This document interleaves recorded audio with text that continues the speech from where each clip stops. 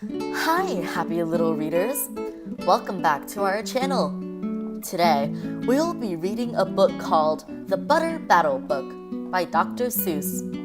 Don't forget to click the like and subscribe button for more children's books. The Butter Battle Book. On the last day of summer, 10 hours before fall, my grandfather took me out to the wall. For a while he stood silent. Then, finally, he said, with a very sad shake of his very old head, "As you know, on this side of the wall we are the Yooks. On the other side of the wall live the Zooks." Then my grandfather said, "It's high time that you knew of the terribly horrible thing that Zooks do. In every Zook house and in every Zook town, every Zook eats his bread with the butter side down. But we, as Yooks, you know, whether we breakfast or sup, spread our bread, Grandpa said, with the butter side up." "That's the right, honest way," Grandpa gritted his teeth. "So you can't trust a Zook who spreads bread underneath. Every Zook must be watched, he has kinks in his soul. That's why, as a youth, I made watching my goal. Watching Zooks for the Zook watching border control." In those days, of course, the wall wasn't so high, and I could look any Zook square in the eye. If he dared to come close, I would give him a twitch with my tufted, prickly snickberry switch. For a while that stayed fine. All the Zooks stayed away, and our country was safe. Then one terrible day, when a very rude Zook by the name of Vanitch snuck up and slingshotted my snickberry switch. With my broken off switch and my head hung in shame, to the chief Yoogaroo in great sorrow I came. But our leader just smiled. He said, "You're not to blame, and those Zooks will be sorry they started this game. We'll dress you right up in a fancier suit. We'll give you a fancier slingshot to shoot." And he ordered the boys in the back room to figure how to build me some sort of triple sling jigger. With my triple sling jigger, I sure felt much bigger. I marched to the wall with great vim and great vigor, right up to the Vanitch with my hand on the trigger. "I'll have no more nonsense," I said with a frown, "from Zooks who eat bread with the butter side down." Vanitch looked quite sickly. He ran off quite quickly. I'm unhappy to say he came back the next day in a spiffy new suit with a big new machine. He snarled as he said, looking frightfully mean, "You may fling those hard rocks with your triple sling jigger, but I also now have my hand on a trigger.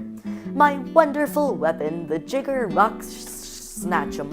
We'll fling 'em right back just as quick as we catch 'em. We'll have no more nonsense, we'll take no more gup from you Yooks who eat bread with the butter side up."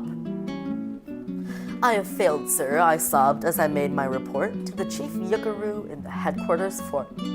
He just laughed. "You've done nothing at all of the sort. Our slingshots have failed. That was old-fashioned stuff. Slingshots, my dear boy, are not modern enough. All we need is some newfangled type of gun. My boys in the back room have already begun to think of a walloping whiz-zinger one. My bright boys are thinking they're on the right track. They'll think one up quick and we'll send you right back." They thought up a great one, they certainly did. They thought up a gun called the Kickapoo Kid, which they loaded with powerful poo-a-doo powder from ants' eggs and bees' legs and dried fried clam chowder. And they carefully trained a real smart dog named Daniel to serve as our country's first gun-toting spaniel. Then Daniel, the Kickapoo Spaniel, and I marched back towards the wall with our heads held up high, while everyone cheered and their cheers filled the sky. "Fight! Fight for the butter side up! Do or die!" Well, we didn't do, and we didn't quite die, but we sure got worsted, poor Daniel and I. Vanitch was there too, and he said, the old pig, "The boys in my back room have invented this rig called the 8-nozzled elephant-toted boom blitz. It chews high-explosive sour cherry stone pits and will put your dumb Kickapoo Kid on the fritz." Poor Daniel and I were scared out of our wits. Once more, by vantage, I was bested and beat.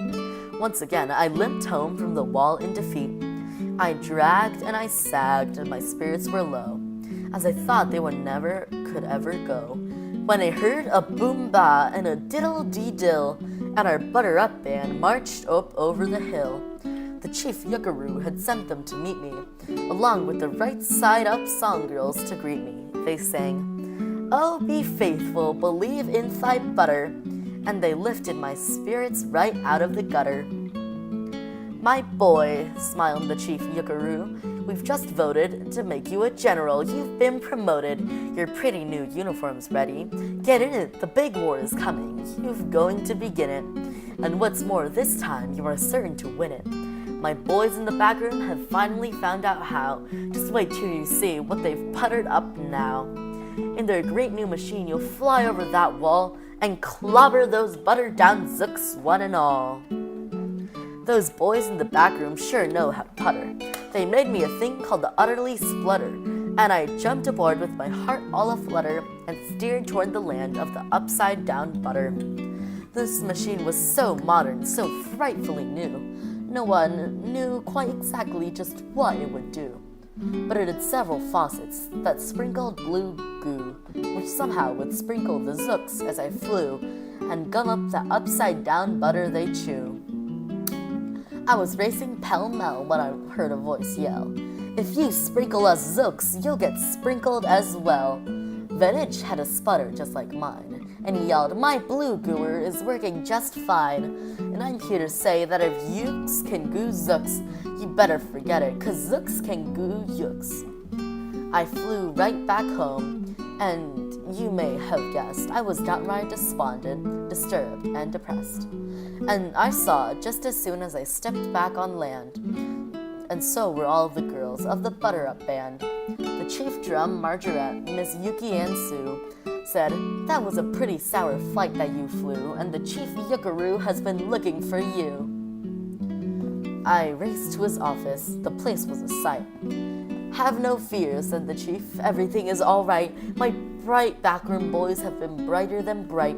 They've thought up a gadget that's newer than new. It is filled with mysterious moo-lacka-moo and can blow up all zooks clear to Salamagoo. They've invented the Bitsy Big Boy Bomberoo.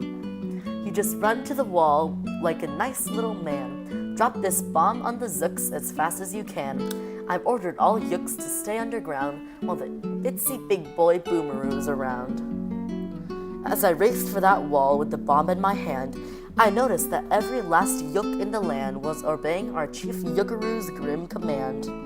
They were all bravely marching, with banners aflutter, down a hole for their country and right side up butter. That's when Grandfather found me. He grabbed me, he said, "You should be down that hole, and you're up here instead. But perhaps this is all for the better. Somehow, you will see me make history, right here and right now."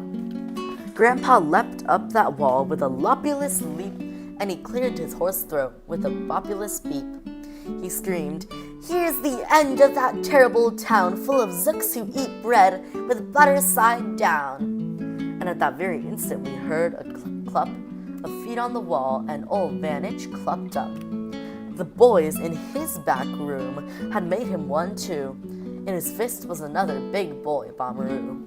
"I'll blow you," he yelled, "into pork and wee beans. I'll butter side up you to small smithereens."